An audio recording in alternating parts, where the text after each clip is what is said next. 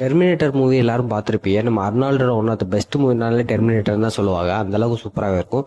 But அதுக்கப்புறம் வந்த மூவிஸ்லாம் அது கொஞ்சம் சொதப்பி எடுத்திருந்தாங்க. டெர்மினேட்டருங்கிற பேரையே கெடுத்து வச்சிருந்தாங்க. ஃபர்ஸ்ட்டு ஒரு 2 படம் 3 படம் ஓரளவுக்கு நல்லாவே இருக்கும் நம்ம அர்னால்டர் மூவி.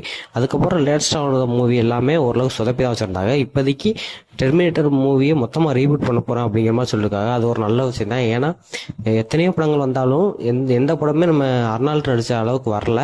ஒரே கதையை திருப்ப வேற ஒரு ஆங்கிளில் சொல்லிக்கிட்டே இருந்தாங்க. இப்போதைக்கு அதை மொத்தமாக ரீபீட் பண்ணிட்டு வேற மாதிரி கொண்டு வர போகிறோம் அப்படிங்கிற மாதிரி சொல்லியிருக்காங்க. பட் நம்ம அர்னால்டு நடித்த அந்த ஒரு சீக்வன்ஸை நம்ம எப்பயுமே மறக்க முடியாது. அர்னால்டுக்கு போல வேற எந்த ஆக்டரை கொண்டு வர போகிறாங்க அப்படிங்கிறது தெரியல. பட் ஒரு நல்ல விஷயம் என்னன்னா அந்த படத்தை நல்லபடியாக கொண்டு வந்து ஒரு அர்னால்டு நடிச்ச அளவுக்கு பெட்டராக கொடுத்தாங்கன்னா அந்த படம் ஒரு ஒன் ஆஃப் த பெஸ்ட் மூவியாக அமையும். இதை பற்றி உங்கள் தாட்ஸ் எனக்கு கீழே கமெண்ட் பண்ணுங்கள். டெர்மினேட்டராக யார் நடித்தா நல்லாயிருக்கும் அப்படிங்கிற உங்கள் தாட்ஸை கீழே கமெண்ட் பண்ணுங்கள். அடுத்தடுத்த வீடியோவில் பார்க்கலாம். பாய்.